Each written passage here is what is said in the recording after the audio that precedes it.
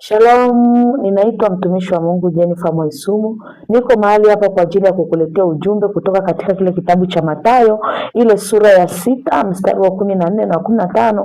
Biblia inasema, kwa maana mkiwasamehe watu makosa yao, na Baba yenu wa mbinguni atawasamehe ninyi. Bali msipowasamehe watu makosa yao, wala Baba yenu hatawasamehe ninyi makosa yenu. Ni nini tunajifunza hapa? Msamaha ni nguvu ya kumfanya Mungu aweze kukusamehe. Kama hauna uwezo wa kumsamehe mtu aliyekukosea, haijalishi amekuumiza kwa kiasi gani, haijalishi alikuacha katika mazingira gani, yakawa ni mazingira ya aibu, yakawa ni mazingira ya fedhea, yakakuwekea alama ya kutokusahau kile alichokifanya, lakini kwa ajili ya Bwana ni lazima uhakikishe unamsamehe. Hauwezi ukasema unampenda Mungu wakati ndani yako hauna msamaha. Maana Mungu alitupenda, ndio maana aliachilia msamaha.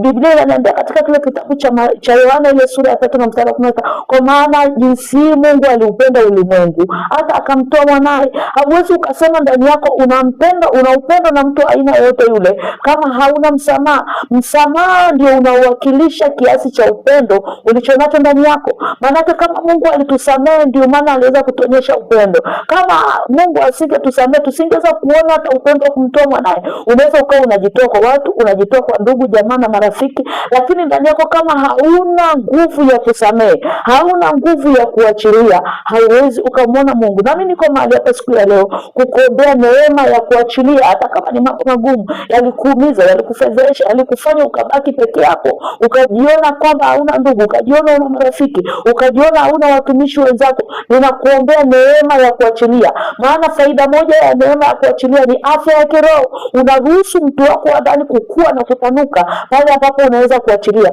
Ninaombea kuombea mahali ulipo, unaweza ukafunga macho yako. Umepita kwa wakati gani, muda gani ambao unashindwa kusamehe watu, unashindwa kuachilia watu?